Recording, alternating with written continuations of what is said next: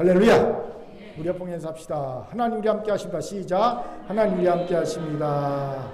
우리 옆 사람 얼굴 보면 웃으며 인사합시다. 당신의 얼굴을 보니 하나님의 얼굴을 보는 것 같습니다. 시작. 당신의 얼굴을 보니 하나님의 얼굴을 보는 것 같습니다. 반갑습니다.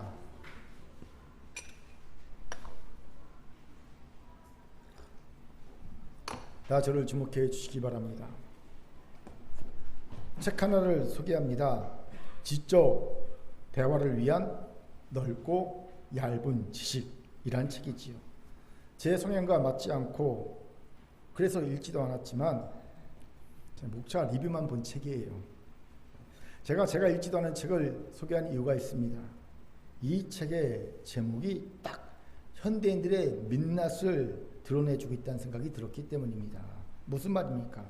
현대인들은 너무나 얕습니다. 그 지식이 얕습니다. 그 지혜가, 그 의지와 감정이, 그 처세가 얕습니다. 얕아도 너무 얕습니다. 이런 말 할 수 있는 증거가 바로 이 책의 제목이지요.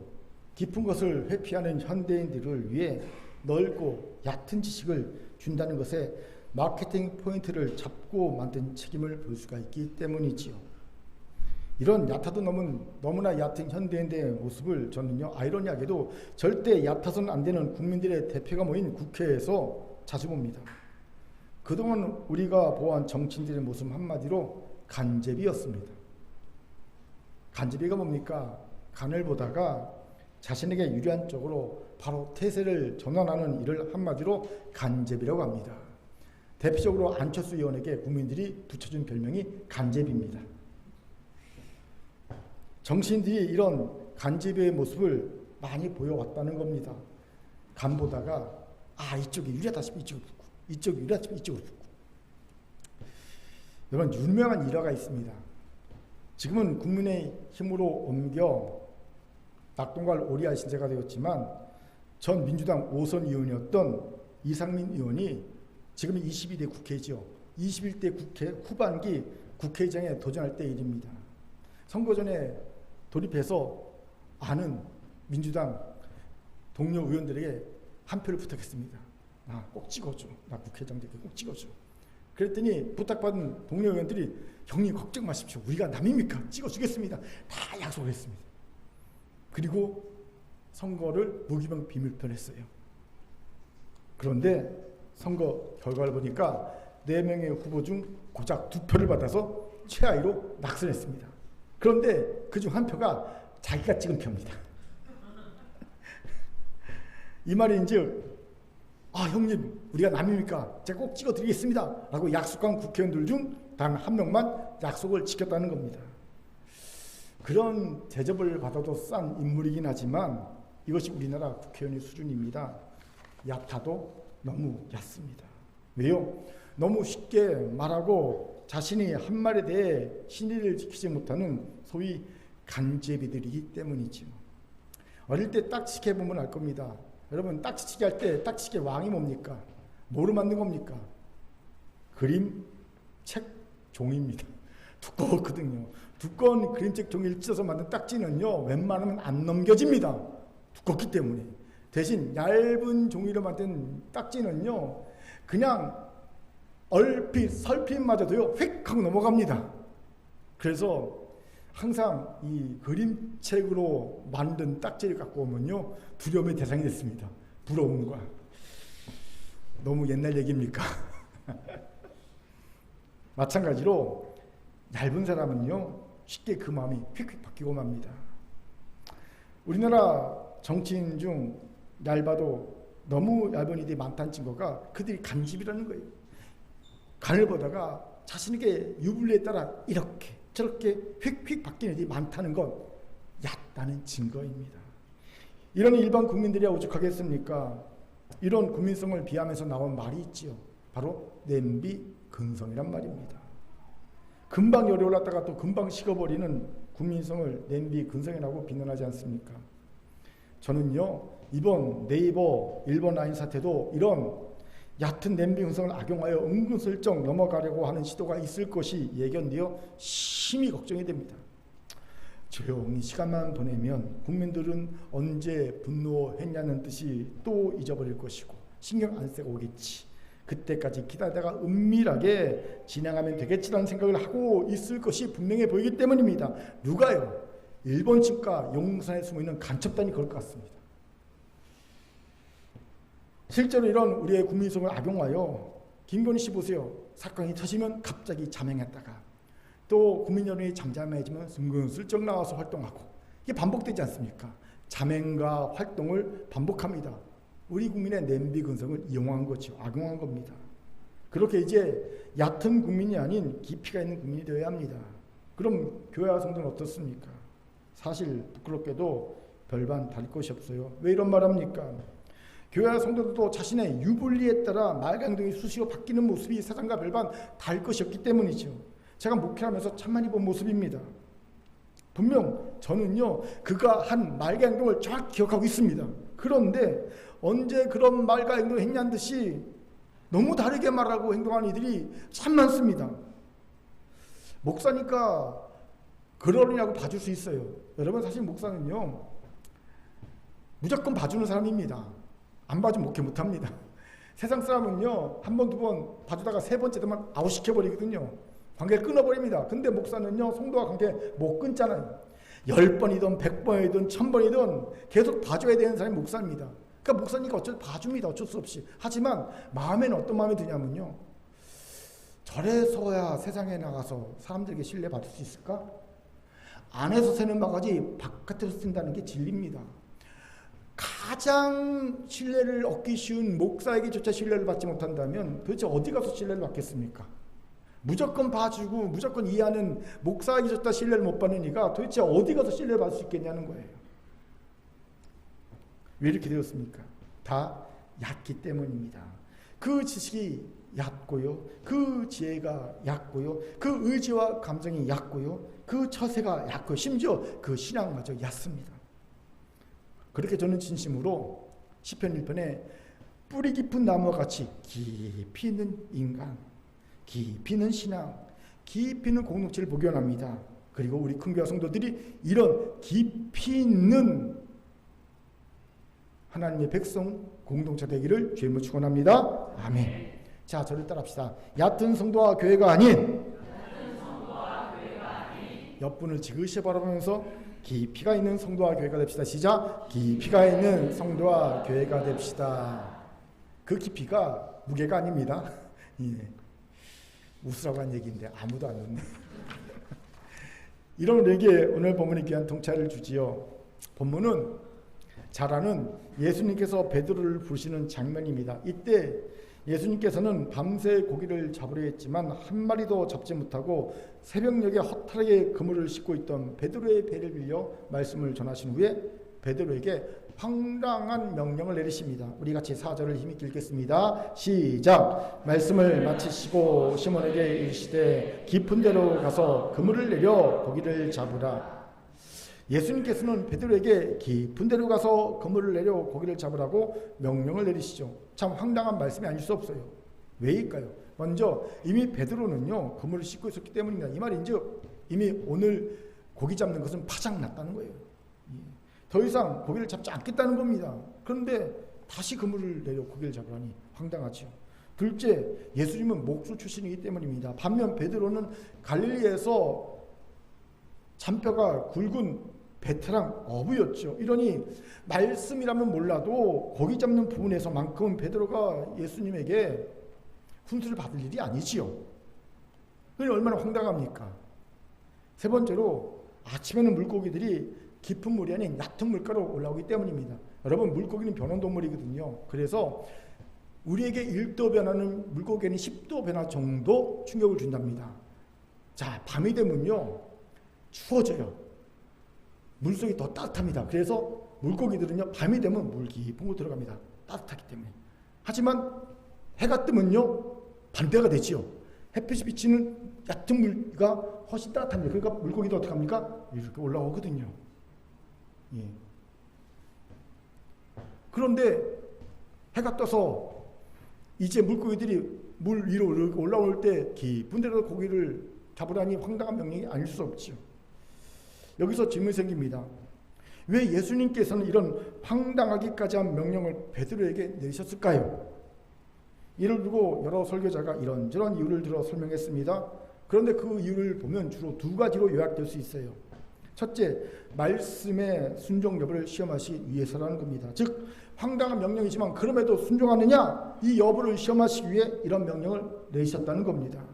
저도 초신자 때 어떤 목사님이 이 본문을 설교하면서 하나님께서 순종 여부를 시험하시기에 이런 명령을 주셨다라는 얘기를 듣고 크게 은혜를 받은 적이 있어요. 그러니 35년이 지났지만 아직도 그 설교 기억하고 있는 거 아닙니까? 저번 주 설교도 기억 못하는데, 그렇죠? 예, 은혜를 받았다는 겁니다. 둘째, 예수님의 능력을 드러내시기 위해서라는 겁니다. 아침에는 물고기가 깊은 곳에 있고, 아침에는 물고기가 깊은 곳에 없는데 깊은 곳에 그물을 내려 물고기를 잡게 하심으로 물고기마저 예수님의 뜻대로 움직일 수 있는 분, 즉 하나님이심을 드러내셨다는 겁니다. 다 일리가 있고요, 다 은혜가 되는 설명입니다. 그런데 저는요, 이런 이유보다 더 궁극적인 이유가 있을 것이라는 생각을 합니다. 그것이 무엇입니까? 바로 얕은 성정과 영성을 가진 베드로에게 깊이 있는 신앙이 되라는 뜻이 담긴 명령이었다는 겁니다. 무슨 말입니까? 일단 베드로가 가진 성정은요, 얕습니다. 영성도 얕습니다. 우리 이런 베드로를 예수님이 반석이라는 뜻의 아람어 게바라고 그의 이름을 불러주셨을 때 그 모습을 보면서 추정하게 되지요. 반석처럼 묵직한 사람, 유불리에 따라 왔다 갔다 하는 그런 사람이 아니라 한번 딱 정하면 움직이지 않는 묵직한 사람, 즉 깊이 있는 사람이 되라는 겁니다. 즉 지금은 반석같이 못하지만 꼭 반석과 같이 깊이 있는 사람이 되라는 소망을 담아 게바라는 이름을 지어주셨다는 겁니다. 베드로의 이런 얕은 성정과 영성을 단적으로 보여준 사건이 있죠. 그가 예수님께 멋진 고백합니다. 주는 그리스도시요 살아계신 하나님의 아들이십니다 라는 고백을 합니다. 이 고백을 들은 예수께서 너무 기뻐하시죠. 그리고 비로소 베드로와 제자들에게 그동안 알려주지 않았던 예수님의 순환과 예수님의 십자가 죽음과 부활을 가르쳐 주십니다. 그러자 조금 전에 멋진 신앙 고백을 했던 베드로가 어떻게 반응합니까? 마태복음 16장 20절 힘있게 읽겠습니다. 시작! 베드로가 예수를 붙들고 항변하여 이르되 주여 그리 마옵소서, 이 일이 결코 주에게 미치지 아니하리이다. 아멘. 그래서 주목할 단어가 항변입니다. 영어로 리버, 꾸짖다는 뜻입니다. 황당해도 베드로는요, 예수를 붙들고 꾸짖습니다. 이 말인즉 멱살 잡고 예수를 협박했다는 겁니다. 절대 죽으면 안 됩니다. 조금 전에 주는 그리스도시요 살아계신 하나님의 아들이다 라고 고백한 베드로가 곧바로 예수의 멱살을 붙잡고 협박하고 있습니다. 왜요? 예수님이 죽으면 자신의 야망이 물거품이 될 것을 알았기 때문이죠. 보세요. 자신의 유불리에 따라 극과 극의 모습을 보이던 이가 바로 시몬 베드로였을 봅니다. 그러니 얼마나 얕은 성정과 얕은 영성의 사람입니까? 이런 얕은 성정과 영성을 가진 모습은 주를 위해 죽을지언정 절대로 주를 떠나지 않겠습니다, 배신하지 않겠습니다라고 호언장담했던 베드로가 닭 울기 전에 3번 예수님을 배신하는, 부인하고 저주하는 모습에서 정점을 찍지요. 그렇게 예수님께서는 이런 베드로를 아시기에 반석이라는 뜻의 개발한 이름을 지으신 겁니다. 깊이 있는 사람이 되라는 겁니다. 반석처럼 한번 딱 그 자리에 있으면 움직이지 않는 깊이 있는 사람이 되라는 겁니다. 이것이 베드로가 가진 치명적 약점이었기 때문이죠. 이런 베드로를 볼 때 깊은 데로 가서 그물을 내려 고기를 잡으라는 말씀은 단순히 순종의 시험이나 예수의 하나님 되심에 드러내기 위함을 넘어서는 의미를 가지고 있다고 봐야 한다는 거죠. 이미 말한 대로 깊이가 있는 성정과 영성이 되라는 의미를 담은 명령이라는 겁니다. 개발하는 이름을 지으신 것과 맥을 같이 하는 명령이지요. 그렇습니다. 예수님께서는 일관되게 시몬 베드로를 향해 깊이가 있는 삶이 될 것을 원하셨을 봅니다. 그렇기에 깊은 곳에 가서 그물을 내려 고기를 잡으라는 명령을 통해 깊이 있는 사람이 되는 방법을 시몬 베드로에게 알려주고 계신 겁니다. 그것이 무엇입니까? 우리도 그것을 알아서 얕은 성정과 영성의 사람이 아닌 뿌리 깊은 나무와 같은 성장의 영성을 가진 그런 성도와 교회가 되길 바랍니다. 같이 알아봅시다. 먼저는 마음을 열고 내 말씀으로 들으라는 거예요. 우리 같이 2절 3절을 힘있게 읽겠습니다. 시작. 호숫가에 배 두 척이 있는 것을 보시니 어부들은 배에서 나와서 그물을 싣는지라. 예수께서 한 배 오르시니 그 배는 시몬의 배라. 육지에서 조금 떼기를 청하시고 앉으사 배에서 무리를 가르치시더니 아멘. 새벽녘에 갈릴리 호숫가를 따르는 무리와 함께 걷던 예수님께서는 말씀을 전해야 되는데 무리가 너무 많고 가까이 붙어 있으니까 말씀을 못 전하잖아요. 그러니까 무리와 좀 거리를 두고 말씀을 전할 필요가 있었어요. 그 방법은 뭡니까? 배를 타고 잠깐 무리와 거리를 두고 말씀을 전하는 것이었어요. 그래서 배를 빌리십니다. 여기서 질문이 생기죠. 그런데 왜 하필 예수님께서는 베드로의 배를 빌리셨을까요? 하필.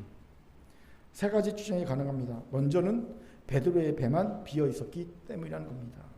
밤새 고기를 한 마리도 못 잡았지 않습니까? 그러니 배를 빌릴 수 있는 최적의 조건인 거죠. 가득 차 있으면 못 빌립니다.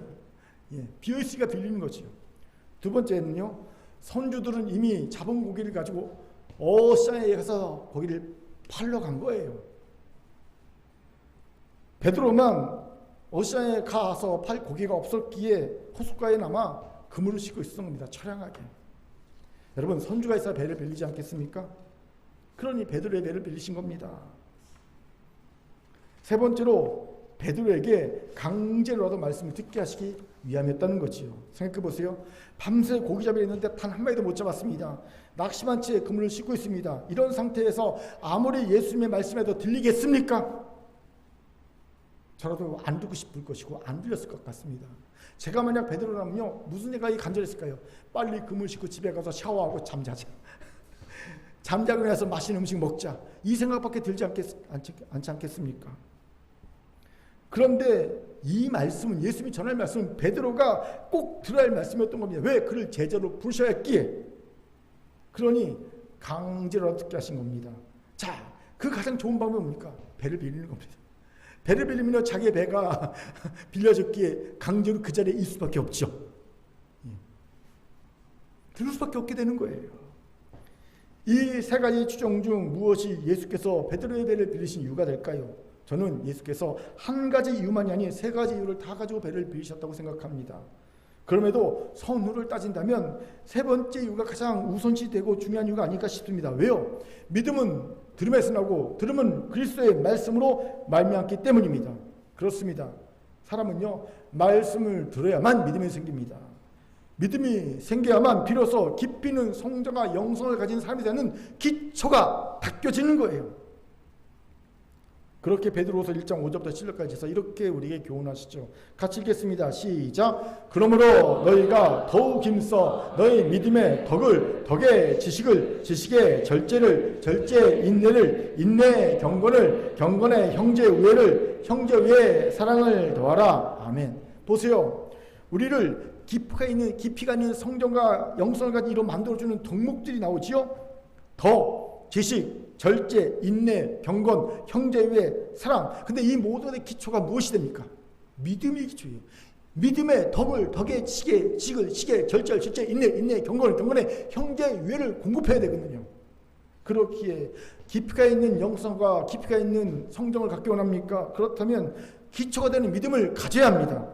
그 믿음은 그리스도의 말씀을 들으면서 생기는 겁니다. 여기에 우리의 연약함이 있지요. 도통 말씀을 듣지 않습니다. 저는 압니다. 귀는 열고 있어도 그 마음은 닫고 있는 분이 여기도 있다는 사실을. 듣긴 들어요. 근데 이미 마음이 닫혀있기 때문에 나가는 거예요. 말씀이 들려서 머리를 통과해서 가슴으로 가서 손발로 움직여야 되는데 귀로 나가는 분들이 있습니다. 마음을 닫고 듣는 분들입니다. 들어도 듣는 것이 아닙니다. 말씀은요, 마음을 열고 들어야만 합니다. 그럴 때만 믿음이 생기는 거예요. 이 말을 좀 더 구체적으로 표현하면 마음을 열고 내게 주신 내 말씀으로 들어야 합니다.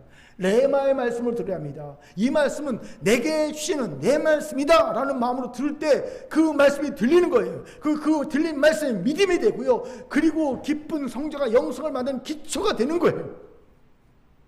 여기서 질문이 생기죠. 어떻게 마음을 열고 내 말씀을 들을 수 있을까요? 잘 들어보세요. 그냥 이유 없이 말씀이 들리지 않는 게 아닙니다.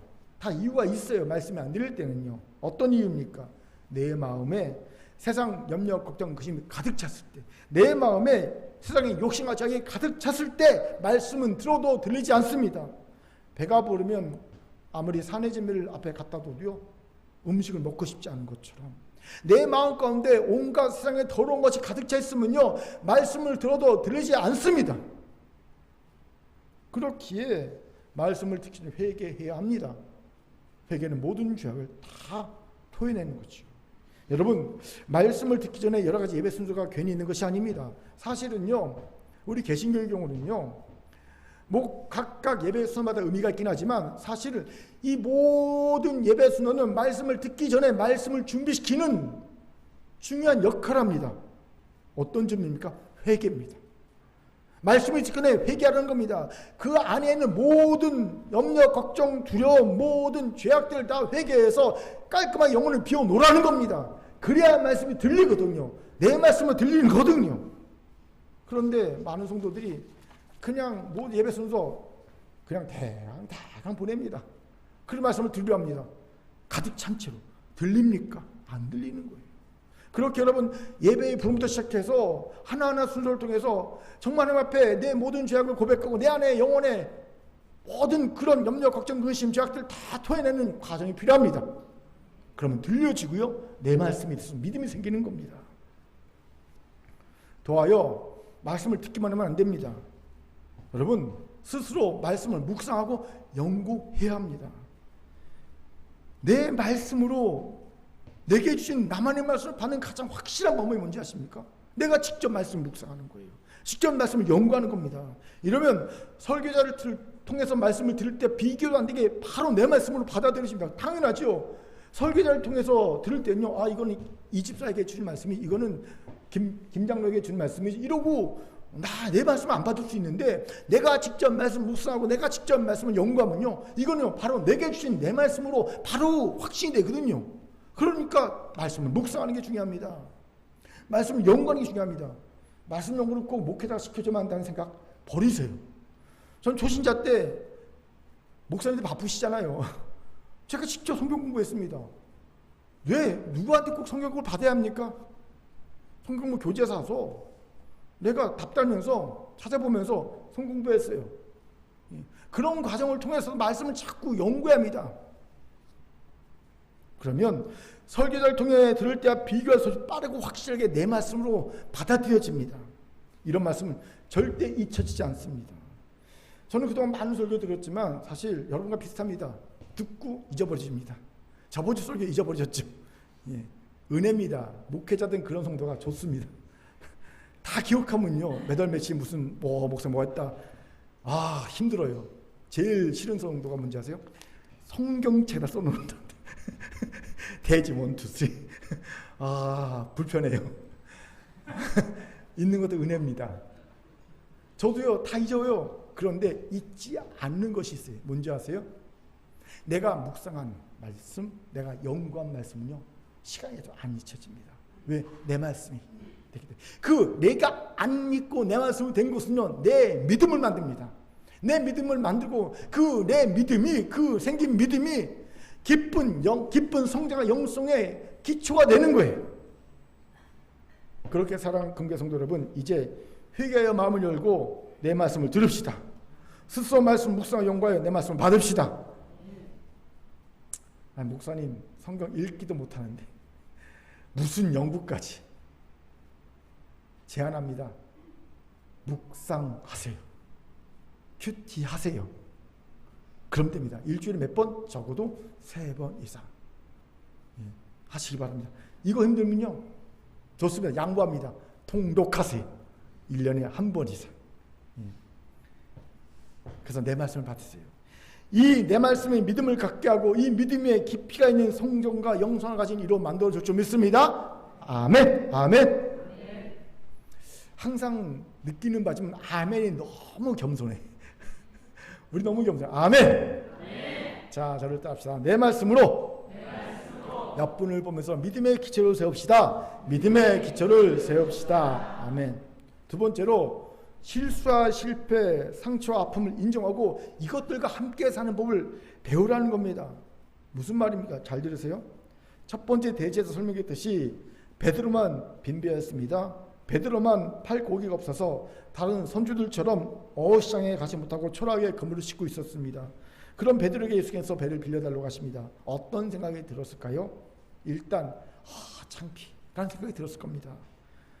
내 배만 빈배라서 내 배를 빌려고 하시는구나 라는 생각이 들 수밖에 없는 상황이지 않습니까? 내가 고기를 가득 잡았으면 절대 내 배를 빌려달라고 하지 않았을 텐데 내 배만 비워서 제가 교회에서 막 일을 시켜요. 그런데 순간 왜 나만 일 시키지? 내가 백수라서 그렇구나. 남들은 다 돈 열심히 버는데 나만 백수니까 목사님이 자꾸 나만 불러내시는구나. 창피해. 이런 마음 들 수 있는 것처럼, 그렇죠? 그럼에도 베드로는요, 예수님을 하나님이 보내신 선생이라고 인정했게 배를 빌려드리지요. 그런데 말씀을 마친 예수께서 이제는 깊은 곳으로 가서 그물을 내려 고기를 잡으라고 명령하신 것이 아닙니까? 이때 베드로가 또 어떤 생각이 들었을까요? 저 같으면요, 이제는 사람들 앞에서 대놓고 나를 무시하시고 조롱하시네, 창피를 주시네 라는 생각이 들었을 겁니다. 생각해 보세요. 목수 출신인 랍비 예수가 업으로 잔뼈가 굵은 자기에게 다른 것도 아닌 고기 잡에 대해 훈수를 놓고 있지 않습니까? 그것도 많은 사람들이 보는 앞에서. 이건 자신이 실력 없는 어부라고 사람들 앞에 대놓고 조롱하는 것과 같은 말씀으로 느껴질 수 있다는 거죠. 여기서 질문이 생기죠. 그러면 예수님께서는 베드로에게 상처가 되는 그런 상처를 받을 만한 명령을 내리고 계신 걸까요? 중요한 이유가 있어요. 자신의 실수와 실패, 상처와 아픔을 인정하고 받아들이고 그것과 함께 사는 법을 배워야 깊이가 있는 성정과 영성을 가진 이가 될 수 있기 때문입니다. 이유가 뭘까요? 간단합니다. 깊이가 있는 성정과 영성을 위한 여정에는 반드시 실수와 실패가 뒤따르기 때문입니다. 한두 번이 아니라 여러 번, 무수히 많이. 아십시오. 어떤 누구도, 그 어떤 사람도 여러 번의 실수와 실패 없이 인생에 대한 깊은 통찰과 이해, 자신과 사람에 대한 깊은 통찰과 이해, 환경에 대한 깊은 통찰과 이해 가질 수 없습니다. 즉 깊이 있는 영성과 깊이 있는 성정을 가질 수 없습니다. 깊이가 있는 성정과 영성을 가진 이들을 한번 가만히 살펴보세요. 그 삶에 반드시 큰 실수와 실패라는 상처와 아픔이 있음을 공통적으로 발견해야 될 겁니다. 이건 성경의 인물이나 우리 주변의 인물이나 똑같습니다. 아브라함 보십시오. 아브라함이 얼마나 많은 실수와 실패가 준 상처와 아픔이 있는 이였습니까? 야곱도 마찬가지였고요. 모세도 마찬가지였고요. 다윗도 마찬가지였습니다. 그냥 깊은 성정과 영성을 가진 이들이 된 것이 아닙니다. 또 한국을 대표하는 목회자인 한경림 목사님도 오십시오. 그분이 템플턴상을 받았을 때 종국의 노벨상이라는, 눈물을 흘리면서 저는 신사참배를 한 죄인입니다 라고 울지 않으셨습니까? 통곡하셨어요. 그분의 평생의 그 실수와 실패입니다. 상처와 아픔입니다. 고백하지 않았습니까? 그렇기에 깊이가 있는 성정과 영성에는 실수와 실패는 어쩌면 악과 같습니다. 악한 거지만 필요하다는 거죠. 그런데 여기서 간과해서는 안 되는 것이 있어요. 이런 논리라면 감옥에 갇혀있는 정가 수십 범이 가장 깊이가 있는 성정과 영성을 가져야 한다는 결론이 나올 수도 있기 때문이죠. 그건 또 아니지 않습니까? 그렇게 여기서 꼭 알아야 할 것이 있습니다. 누구나 하는 실수와 실패가 준 상처 아픔을 인정하고 그것과 함께 사는 법을 배우려는 용기를 가지는 자여야 한다는 겁니다. 왜요? 그런 자만이 더 나은 사람이 되고자 하는 강력한 동기를 가질 수 있고요. 그 실수와 실패가 준 상처 아픔을 통해 깊이가 있는 성정과 영성을 가진 신앙인으로 성숙할 수 있기 때문입니다. 제 얘기가 아닙니다. 마리 루티라는 사람이 쓴 갇히는 삶이라는 책이 있어요. 그 책에서 저자는 이런 얘기를 합니다. 고통스러운 과거도 우리의 삶 일부임을 인정하고 함께 사는 법을 배워야 한다. 무슨 말입니까? 결국 후회뿐인 고통스러운 과거라도 나의 삶이라고 인정하는 거예요. 내 삶이야. 소중한 내 삶이야. 인정하는 겁니다. 숨기려고만 하지 말고 때로는 용기 있게 드러내며 그것을 통해 지혜를 배울 때 우리는 더 나은 삶이 되고 더 앞으로 전진하는 인생이 될 수 있다는 거예요. 공감하는 바입니다. 부끄럽지만 저도 그렇습니다. 그나마 제가 지금의 모습이라도 갖출 수 있었던 이유를 생각해 보니까 그 배후에는 숱한 실수와 실패와 그때마다 받은 상처 아픔이 있었기 때문이라는 것을 깨닫게 되더라고요. 그 후에서는 경험을 저는요, 감사하게도 지우고 감추려 하지 않았고요, 제 삶의 일부로 인정하고 받아들였습니다. 함께 살아오고 있습니다. 그리고 부끄럽지만 언제부터인가 제게 깊이가 생기고 있는 걸 깨닫게 됩니다.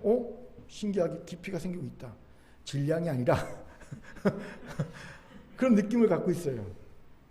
감사할 일입니다. 여기 안타까운 일이 있어요. 실수와 실패, 상처와 아픔을 자신의 삶의 일부러 인정하지 않고 자꾸 숨기려고만 하는 이들이 있어요. 전 실제로 딸의 이혼 사실을 사촌에게도 10년 이상 숨긴 이도 봤어요. 권사님이. 되게 가까운 사촌에게 딸의 이혼 사실 10년 이상 숨기더라고요. 또 후회선 각오를 평생 꽁꽁 숨기지 사는 일꾼들도 보았습니다. 평생 숨기더라고요. 깊이가 생길 수 없는, 어려운 이들입니다. 그렇게 여러분 떠벌릴 필요는 없겠지만 고통스러운 과거를 내 삶의 일부로 인정하고 그것과 함께 사는 법을 배워야 합니다. 그리고 그런 노력을 하는 용기를 내는 자가 있다면 응원하고 중보하는 성숙한 공동체가 되어야 합니다. 바로 이것을 깨우쳐 주시기 위해 예수님께서는 베드로를 창피하게 하신 겁니다. 결국 베드로는 배에 그물이 찢어지도록 고기를 잡으면서 예수가 메시아임을 깨닫게 되자 예수의 무릎을 꿇고 자신의 죄인임을 고백하지요. 같이 8절을 힘있게 읽겠습니다. 시작. 시몬 베드로가 이를 보고 예수의 무릎 아래 엎드려 이르되 주여 나를 떠나소서 나는 죄인으로소이다 하니, 저는 이런 베드로의 죄인이라는 자백이 베드로가 용기 있게 자신의 연약함을 드러내게 생길 수 있었던 자백이라고 생각합니다. 만약 베드로가 자신의 빈배임을 드러내기 싫어서 배를 빌렸지 않았거나 예수님 오시면 빈배라는 게 드러나니까 싫어요, 안 돼요, 거부했거나, 아니면 자신의 실력이 없는 어부라는 사실을 인정한 듯이 보이는 행동하는 것이 싫어서 예수의 말씀에 순종하여 깊은 바다에 가서 그물을 던지지 않았다면 결코 일어날 수 없는 자백이었다고 생각합니다. 이것을 주목합시다. 처음부터 대단한 자백을 해야 하는 것이 아닙니다. 자신의 삶을 송두째 다 오픈해야 하는 것도 아닙니다. 그저 사소한 연약함, 실수, 실패를 숨기려고만 하지 않고 인정하고 삶의 일부로 받아들이며 그것에서 지혜를 배우려고 하면 됩니다. 그러면 언젠가 우리도 베드로처럼 예수 앞에 엎드려 주여 나는 죄인입니다라는 자백을 하며 이전과 다른 깊이가 있는 성경과 영성을 가진 주의 제자의 삶으로 살아갈 줄 믿습니다. 이를 위해 다시 한번 말씀드리지만 공동체의 성숙이 정말 필요합니다. 용기 있게 자신의 실수와 실패, 상처와 아픔을 인정하고 그것과 함께 살아가기로 결단한 지체들을 향해 판다가 정죄의 마음과 눈길을 보내서는 절대로 안 됩니다. 이런 우리에게 도전이 되는 고백이 있어서 소개합니다. 아들이 실수와 실패를 했어요. 그리고 그 실수와 실패가 준 아픔과 상처 때문에 한동안 고민하다가 용기를 내서 그 실수와 실패를 그 삶의 일부로 인정하고 다시 시작하려는 모습을 보입니다. 그런 결단한 아들에게 아버지가 이런 말 해주더라고요. 후회하고 있다면 잘 가고 있는 거란다. 우리는 그 이상의 중요한 것들을 이미 배우고 있으니까 살아있는 한 우리에게 아직은 희망이 있단다. 와, 깊이가 있는 너무나 멋진 아버지 아닙니까? 예? 이런 아버지야 어머니, 이런 성도가 돼야 됩니다. 내가 그럴 줄 알았어. 너 꼴 보니까 딱 그럴 줄 알았어. 꼴 좋다. 이런 부모가 되면 안 됩니다. 실수와 실패하고 상처 아픔 갖고 있는 자녀에게, 성도에게, 지체에게 내 처음부터 그럴 줄 알았다. 아이고 참 한심하다. 꼴 좋다. 베리는 거예요. 이건 하나님의 마음이 아니거든요. 정말 얇은 성도와 교회입니다. 여러분, 소개한 아버지의 모습이 우리의 모습이 되길 바랍니다. 이러면 우리 공동체에 실수와 실패와 상처와 아픔을 숨기지 채 살아가던 많이들이 올 겁니다. 그리고 그들은 우리와 함께 깊이가 있는 이들로 변화되어 갈 겁니다. 이런 우리 모두가 되기를 주님으로 축원합니다. 아멘. 자, 저를 따라합시다. 후회하고 있다면 잘 가고 있는 겁니다. 따뜻한 눈빛으로 당신에겐 아직 희망이 있습니다. 시작. 당신에겐 아직 희망이 있습니다. 예. 여러분 자녀에게 말씀해 주세요. 후회하고 있니? 잘 가고 있는 거야. 아직 희망이 있어. 예. 좀 이렇게 말해주는 부모가 되세요. 예. 남편에게 아내에게 후회하고 있어요? 잘 가고 있는 거예요. 당신 아직 희망이 있어요. 이렇게 말해 주시기 바랍니다. 세 번째로 깊은 곳에 가서 그물을 내려 고기를 잡으라는 명령을 통해 알려주시는 깊이가 있는 성자가 영성하는 방법으로는요, 실패해도 포기하지 않고 다시 도전하는 것임을 봅니다. 무슨 말입니까? 생각해 보세요. 왜 하필 예수님께서 깊은 곳으로 가서 그물을 내려 고기를 잡으라 하셨을까요? 깊은 곳은 베드로가 밤새 고기를 잡으려고 그물을 내렸지만 고기 한 마리도 잡지 못한 실패의 장소였기 때문입니다. 즉 베드로의 실패와 큰 좌절의 상처가 있는 그곳이 바로 깊은 곳입니다. 예수님께서는 그 실패와 큰 좌절의 상처가 있는 곳에 다시 가서 다시 그물을 내려고 명령하신 겁니다. 왜일까요? 예수님께서 남의 상처를 후벼파는 나쁜 심보가 있는 분이기 때문입니까? 항상 하는 말이지만 남목사가 아닙니다. 예수님은요. 남목사는 그럴 수 있어요. 저는요 아픈 곳에 소금을 뿌릴 수 있습니다. 하지만 예수님 그런 분이 아닙니다. 그럼요. 왜 이런 명령 내신 겁니까? 그래야 깊이가 있는 영성과 성령을 가진 이가 될 수 있기 때문입니다. 다윗 보세요. 그는 하나님의 법궤를 예루살렘 성으로 모셔오는 일에 참혹한 실수와 실패를 경험하죠. 하나님의 진노를 사서 말씀도 않았기 때문에 술에 법궤를 갖고 오다가 법궤가 소가 날뛰는 바람에 법궤가 움직이죠. 그러니까 레인 우사가 법궤를 잡으려다가 그냥 그 자리에 직사해버리고 맙니다. 사건 사고가 터진 겁니다. 그러자 두려움에 빠진 다윗은 법궤를 감히 예루살렘 성으로 데려오지 못하고 모셔오지 못하고 왔던 길을 돌려 오베드돔의 집으로 가드에 있는 오베드돔의 집에 법궤를 모셔두지요. 그리고 석 달이 지났습니다. 하나님이 석 달 동안 오베드돔의 집에 큰 복을 내십니다. 이 소식을 들은 다윗은 다시 용기를 냅니다. 그리고 실수했던 상처와 아픔을 줬던 법궤 옮기기에 도전합니다. 그런데 이번에는요 다르지요. 말씀대로 정확하게 법궤를 옮깁니다. 술에 실지 않고 레위인이 직접 옮깁니다. 도하여 자신이 얼마나 하나님을 경외하고 하나님을 사랑한지를 몸소 보여주기에 왕이지만 법궤 앞에서 춤을 추면서 이동합니다. 자신의 바지가 벗겨진 것도 모른 채 하나님 앞에 뛰노옵니다. 보세요. 다윗은 실수했고 실패했습니다. 그리고 상처 아픔을 겪었습니다. 하지만 그는 다시 회복하여 실수와 실패, 상처 아픔에 준 일에 도전하고 있습니다. 그리고 다윗은 좀 더 깊이 가는 신앙이 되죠. 좀 더 하나님을 경외하고 겸손해집니다. 그 결과 바로 이어지는 약속이 있어요. 그런 다윗에게 주신 약속이 바로 나옵니다. 다윗 언약입니다. 내 후손으로 영원히 왕가를 이루게 하겠다. 그렇기에 내 실수와 실패, 상처 아픔이 있는 그 깊은 곳 근처도 가기 싫습니까? 그곳은 오줌 누기 싫은 분이 있습니까? 심정적으로 이해가 갑니다. 저도 그런 적이 있었으니까. 하지만 그럼에도 불구하고 다시 깊은 곳으로 가서 다시 그물을 내릴 수 있어야 합니다. 그래야 비로소 처음에 한 실수와 실패의 이유를 제대로 알 수 있어요. 아, 내가 왜 실수했는지 실패했는지 그곳에 가야 알 수 있습니다. 깨닫게 됩니다. 또 나를 고칠 수 있는 기회가 생기는 거죠. 이것이 큰 은혜가 되었습니다. 왜요? 세상과 극명하게 비교되는 포인트이기 때문입니다. 세상은요 우리의 실수와 실패에 관대하지 않습니다. 다시 기회를 주는 경우가 정말 드뭅니다. 그런데 하나님은 다르시기 때문이지요. 예수를 보세요. 베드로에게 실수와 실패가 있는 그곳으로 다시 가라고 하지 않습니까? 또 한 번의 기회를 주겠다는 겁니다. 이러니 실수와 실패가 많은 저로서는 은혜가 아닐 수 없다는 거죠. 마치 제게 또 한 번의 기회를 주는 것처럼 느껴지는 말씀이기 때문입니다. 그런데 저만 그렇습니까? 아닙니다. 여러분도 예수님이 말씀하신 겁니다. 내가 또 한 번의 기회를 너에게 줄게. 깨달을 기회, 회복할 기회 또 줄게. 지금 말씀하고 있는 겁니다. 그렇게 여러분 지금 여러분의 깊은 곳이 어딘지 찾아보세요.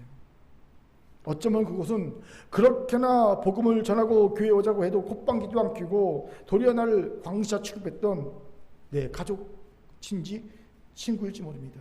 그 깊은 곳에 가서 다시 그물을 던지세요. 어쩌면 그 깊은 곳은 내가 하나님과 공동체를 배신하고 내 책임의 자리, 사명의 자리를 회피한 내 부끄러운 과거가 있는, 아픔이 있는 그곳일지 모릅니다. 다시 그 깊은 곳으로 가세요. 다시 그곳에 그물을 던지시기 바랍니다. 이때 꼭 기억해야 할 것이 있습니다. 이전까지는 내 힘으로, 내 의지로 깊은 곳에 가서 그물을 던졌다면 이제는 오직 말씀에 의지하여 깊은 곳에 그물을 던져야 한다는 겁니다. 우리 5절을 힘있게 읽겠습니다. 시작. 시몬이 대답하여 이르되 선생님, 우리들이 밤이 새도록 수고하였을 때 잡은 것이 없지만은 말씀에 의지하여 내가 그물을 내리리다 하고 아멘. 여기서 말씀을 의지한단 말의 의미가 뭡니까? 먼저는 자기 용기나 자기 확신이 아닌 하나님만을 신뢰한다는 의미입니다. 베드로가 왜 밤새 그물질을 했겠습니까? 하면 된다, 할 수 있다라는 자기 확신, 용기가 있었기 때문이 아닙니까? 열심히 하면 뭔가 한 마리 잡겠지라는 마음으로 밤새 한 겁니다. 하지만 베드로는 예수의 말씀을 듣고 달라집니다. 용기와 자기 확신이 아닌 말씀 의지하여 도전합니다. 즉 하나님 신뢰가 그의 도전에 힘이 되고 있다는 거죠. 이것이 중요합니다. 많이들이 용기와 자기 확신을 가지고 실수와 실패를 딛고 일어나 성공에 도전하려 합니다. 장한 일입니다. 그런데 하십시오. 우리의 삶에 실수와 실패는 한 번뿐이 아니라는 거예요. 한 번이면 얼마나 좋겠습니까? 그런데 살아보니까 실수와 실패는요, 여러 번 반복됩니다. 파도처럼 계속 실수와 실패하면서 합니다. 그런데 우리의 용기와 자기 확신은요, 이 계속되는 실수와 실패를 감당할 용량이 안 됩니다. 어떤 사람도 그 용량이 충분하지 않습니다. 반드시 우리의 용기와 우리의 자기 확신은요, 끝없이 파도처럼 몰려오는 실수와 실패에 무너지게 돼 있어요. 그러니 우리가 보기에는 그럴 때 성공했던 사람들이 어느 순간에가 극단적 선택하는 거예요. 네. 이걸 기억해야 합니다. 그런데 하나님은 다르시잖아요. 하나님이 주시는 힘과 용기와 격려는 끝이 없습니다. 제가 아침마다 고백하는 것, 여호와의 차비와 공의에 무가심으로 내가 진멸되지 아니함이다. 이것이 아침마다 새로시 주의 성실이 그도소이다. 그래요. 하나님의 차비와 공의는 끝이 없습니다. 아침마다 새롭습니다. 무궁합니다. 그렇기에 우리가 이 하나님을 굳게 신뢰한다면 우리 능히 우리의 인생의 파도처럼 밀려오는 수많은 실수와 실패를 감당할 수 있습니다. 내가 감당하는 것이 아니라 주의 자비와 공의가 감당하기 때문입니다. 다시 일어날 수 있는 거예요. 이제 자기 용기, 자기 신뢰를 버리시고 대신 하나님 신뢰를 붙잡으시기 바랍니다. 제가 예언하죠. 자기 용기, 자기 신뢰를 확실하고 붙잡는 사람은요, 그 자기 용기, 자기 확신에게 뒤통수 맞을 날이 있을 겁니다. 아니었구나. 버리세요. 대신 하나님의 신뢰하시기 바랍니다. 아멘. 두 번째는 자신이 가진 부정적인 생각의 틀을 깨고 하나님만을 의지한다는 의미입니다. 베드로가 왜 선생님, 우리들이 밤이 새도록 수고하였을 때 잡은 것이 없지만이라는 사설을 순정의 말 앞에 길게 넣어놓고 있을까요? 소심한 저항입니다. 왜 베드로가 소심한 정을 할까요? 아침에 깊은 곳에 가서 그물을 내리라는 명령을 그동안 자신이 알고 있던 지식과 경험과 상충되는 명령이기 때문입니다. 아침에는 물고기가 물 위로 올라오는데 깊은 데로 가서 그물을 던지라는 명령은 고기 잡이를 몰라도 너무 모르는 말씀 아닌가? 이거 들어야 돼? 이런 생각이 들었던 거지요. 그런데 베드로는 자신이 가진 부정적인 생각의 틀을 깹니다. 기존의 생각을 깹니다. 그렇게 말씀을 의지하라는 말이 나오는 거예요. 내 생각과는 다르지만, 내 기존에 가지고 있던 내 지식과 경험과 다르지만, 그럼에도 불구하고 말씀을 의지하여 순종하겠습니다 라고 말하는 거예요. 여기서 왜 예수님께서 황당한 명령을 내셨는지를 알게 되지요. 베드로가 가진 부정적인 생각의 틀이 그를 얕은 성자가 영성을 가진 실패자로 만들어 왔다는 것을 아셨기 때문이라는 겁니다. 그렇게 예수님은 베드로의 부정적 생각의 틀을 깨트리길 원하셨던 거죠. 이곳 주목합시다. 왜 우리가 깊은 성자가 영성을 가지 못하고 얕은 성자가 영성을 가진 자가 된지 아십니까? 자신의 부정적 생각의 틀에 안주하기 때문입니다. 우리는 흔히 그래요. 일단 안 되는 이유부터 생각하죠. 뭐 합시다 그러면 가장 먼저 우리는 안 되는 이유, 못한 이유부터 생각합니다. 되는 이유부터 생각하는 사람이 거의 없어요. 10명 중 1명밖에 없습니다. 자, 우리 사업회 때 100명 전도합시다. 그럼 그 다음부터 바로 생각하는 게 못 되면 안 되고, 못 되면 안 되고, 못 되면 안 되고 이거 생각합니다. 뭐 때문에 되고 뭐 때문에 되고 뭐 때문에 되고 이거 먼저 생각하는 사람 하나도 없어요. 신기하게. 부정적 생각들을 갖고 있거든요. 깨합니다. 제가 이번에 이런 경험이 있어요. 제가 이사로 있는 월드비전 퍼스펙티브라는 단체가 있어요. 이번에 전국 단위로 청소년 교육 캠프를 개최하기로 결정했습니다. 이사장으로 있는 장로님이 5억을 헌금하기로 다 결단했어요. 역시 멋있죠? 5억 다 헌금하기로 결단하면서 또 돈만 있으면 안 되잖아요. 이걸 모든 걸 기획할 분이 있어야 되는데 숭실대 김유준 목사님이, 숭실대 교수 김유준 목사님이 사실 10년 전에 이 모든 계획을 다 했었어요. 그래서 국민일보에 다 광고도 내고 모든 걸 다 계획했다가 이 계획이 이루어지지 못해서 유보된 게 있거든요. 그 계획을 가지고 이대로 합시다 했어요. 일사천리 진행되고 있어요. 며칠 전에는요, 교육, 출판 목적의 법인 사업체를 등록하고요. 내년 1월 말쯤에 송도에 있는 연세대 국제 캠퍼스에서 약 300명 정도의 청소년을 대상으로 2박 3일 정도의 캠프를 할 예정입니다. 강사도 최고 강사로, 찬양팀도 누구죠? 요즘 제일 유명한 사람? 홍이삭? 홍이삭이 찬양팀도 홍이삭 정도로 부르고, 또 각 대학과 부스별로, 대학과 과별로 부스를 설치해서 청소년들 진학 상담도 해주고 이런 것들 하기로 계획했습니다. 그런데 일이 이렇게 일사천리로 진행되자 제 친구 목사가 저한테 이런 얘기를 하더라고요. 나 목사, 나는 일이 이렇게까지 확대되어 일사천리로 진행될 줄 정말 기대하지 않았어. 이런 얘기하는 거예요. 기껏해야 이 살아있는 교회 목사들, 청소년들 중심으로 캠프하고 300명 모이려고 그러면 어떻게 다른 애들을 데려올까 그게 걱정이었는데 이렇게 되면 인원 모으는 건 일도 아닐 것 같아. 이런 얘기를 하는데 사실 저도 그랬거든요. 몇몇 교회들에서 청소년들 데려오면 300명이 될까? 우리 교회가 몇 명 참여할 수 있을까? 뭐 이런 고민하고 있었거든요. 이런 우리의 모습을 보면서 다시 한번 우리가 얼마나 부정적 생각의 틀을 안 좋아하게 늘 깨닫게 되더라고요. 이 부정적 생각의 틀을 하나님이 가차없이 깨뜨신 것을 보면서 역시 하나님의 생각, 우리의 생각 다르구나. 하늘과 땅이 다르구나 라는 걸 깨닫게 되었습니다. 그렇게 사랑하는 공개 성도 여러분, 혹시 부정적 생각의 틀 안에 갇혀서 더 이상 깊은 곳 근처도 못 가고 있는 분이 있습니까? 안 돼. 안 돼. 해봤는데 안 돼. 운전해봤는데 안 되잖아. 진학 시대인데 안 되잖아. 유학 공부했는데 안 되잖아. 취업하려는데 안 되잖아. 결혼할 때 안 되잖아. 연애할 때 안 되잖아. 부흥할 때 안 되잖아. 전도할 때 안 되잖아. 이런 부정적 생각의 틀에 갇혀있는 분이 있습니까? 깨세요. 우리 하나님은 전능하신 하나님이십니다. 하나님께 능치 못할 일이 없습니다.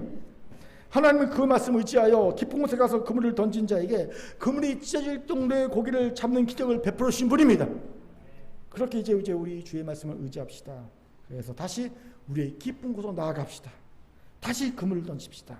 오늘 이런 얘기에 전능하신 하나님을 경험하는 깊이가 있는 성장과 영성이 주어질 줄 믿습니다. 아멘. 아멘. 겸손 아멘 말고 교만 아멘. 아멘. 자, 따라합시다. 당신의 깊은 곳으로 가서 이글이글 타는 눈으로 다시 그물을 내리세요. 시작. 다시 그물을 내리세요.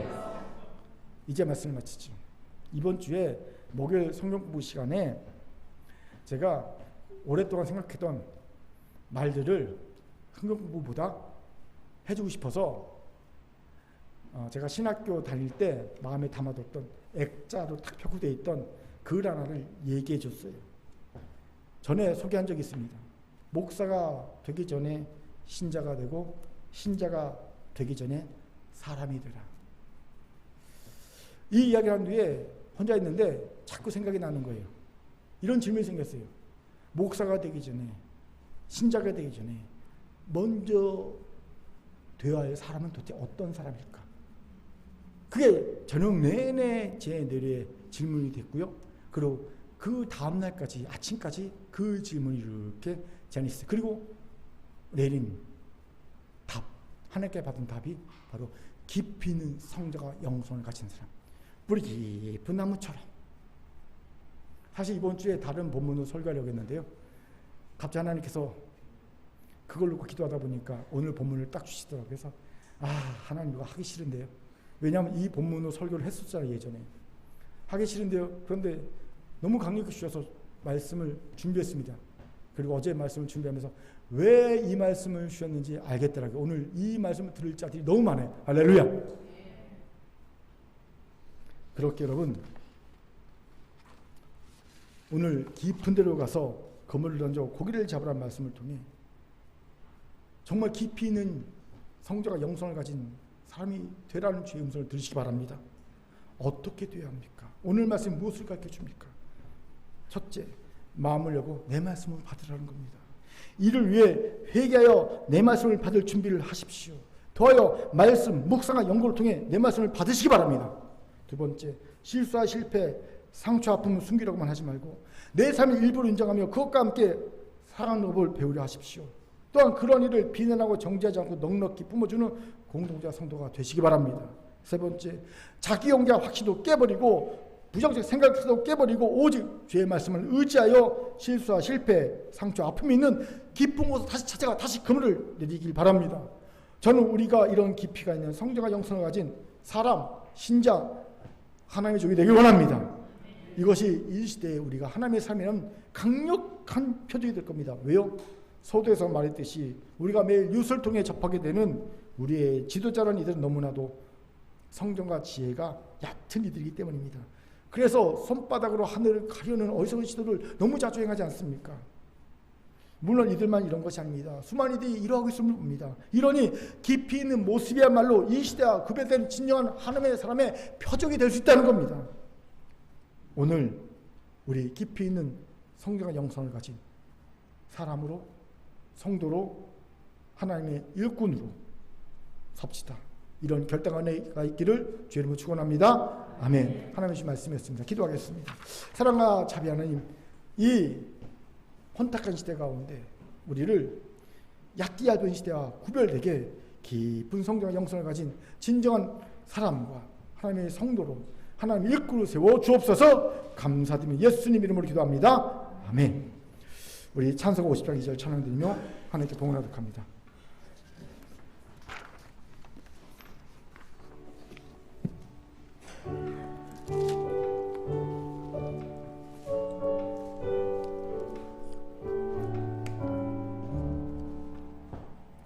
내게 있는 모든 것을 겸손하게 드리네.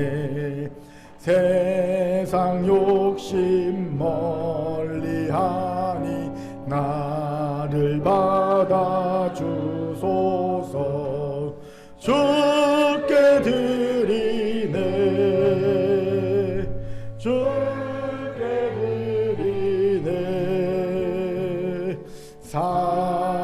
사랑하는 구주 앞에 모두 드리네. 아멘. 기도합니다. 사랑과 자비 하나님 참 감사합니다.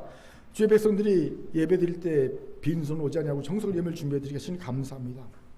하나님, 이 예물이 안수하시고 강복하여 주옵소서. 이 예물이 사랑과 성김 예물, 나눔과 기적 예물 되게 하시고 이 예물 드린 성도님을 기억하시고 그 창고를 넉넉 채우시고 그 길에 형통히 더하여 주옵소서. 감사드리며 예수님 이름으로 기도합니다. 아멘. 할렐루야. 광고 드립니다. 오늘 1시 30분에 교육부서회의가 있고요. 50분에 셀장 모임이 있습니다. 여러분 6월 마지막 주 사매죠. 가족과 함께 드리는 사매입니다. 일가 친척 가족분들 다 모시고 와서 즐거운 가족 모임 가지시기 바랍니다. 난 가족 없는데 괜찮습니다. 가족 없이 오셔도 됩니다. 기쁨의 시간이 될지 믿습니다. 오늘 쌀장 모임 때 얘기하도록 하겠습니다. 그리고 6월 20일 오후 3시에 2차 지역 청소를 합니다. 휴지줍기. 우리가 1차 했죠. 우리 3회 때마다 지역을 위한 성김에 휴지줍기 하도록 하겠습니다. 많이 참석해 주시기 바라고요. 6월 24일부터 28일까지 특별 새벽기도 있습니다. 특송이 있고요. 기도 있고요. 인원점검도 있습니다. 왜 인원점검이 있습니까?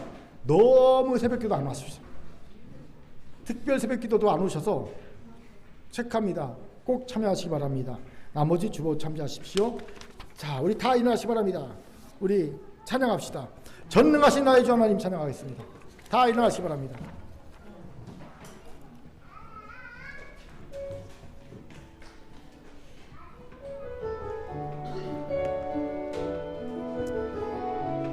우리 하나님을, 전능하신 하나님을 찬양합시다. 전능하신 나의 주 하나님은, 전능하신 나의 주 하나님은 능치 못하실 전혀 없습니다. 능치 못하실 일 전혀 없네. 우리의 모든 간구도, 우리의 모든 생각도, 우리의 모든 꿈과 모든 소망도 신실하신 나의 주 하나님은 우리의 모든 괴로움 바꾸사. 아멘. 불가능한 일 행하시고 죽은 자를 일으키시니 그를 이길 자 아무도 없네. 주의 말씀 의지하여, 주의 말씀 의지하여 깊은 곳에 금을 던져 오늘 그가 놀라운 일을 이루시는 것 보라. 주의 말씀 의지하여 믿음으로 금을 던져 믿는 자에게 눈치 못한 전능하신 나의 주 하나님을 다시 찬양합니다. 전능하신 나의 주 하나님은 능치 못하실 일 전혀 없네.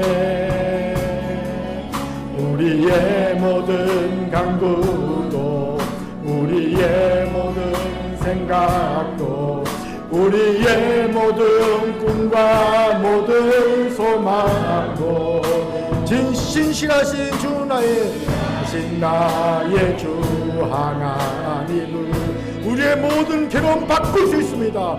우리의 모든 괴로움 바꿀 수 있네. 불가능한 일 행하시고 죽은 자를 일으키시니 그를 이길 자 아무도 없네. 믿음으로 고백합시다. 주의 말씀 의지하여 깊은 곳에 금을 던져 오늘 그가 놀라운 일을 이루시는 것 보라. 주의 말씀 의지하여 믿음으로 금을 던져 믿는 자에게 눈치. 주의 말씀 의지하여, 주의 말씀 의지하여 깊은 곳에 금을 던져 오늘 그가 놀라우시는 이루시는 것. 아멘. 주의 말씀 의지하여 믿음으로 금을 던져 믿는 자에게 눈치 못하네. 이 믿음의 고백을 가지고 우리 깊은 곳에 가서 금을 던지기 바랍니다. 우리 다시 한번 힘있게 찬양합시다. 내 주 하나님 넓고 큰 은혜가 있습니다. 창바에 배 띄워 깊은 곳으로 나아갑시다. 우리 같이 찬양합니다. 200, 300, 2장 찬양합니다.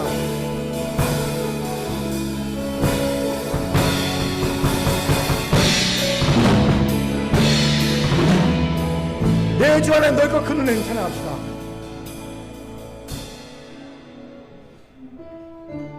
할렐루야.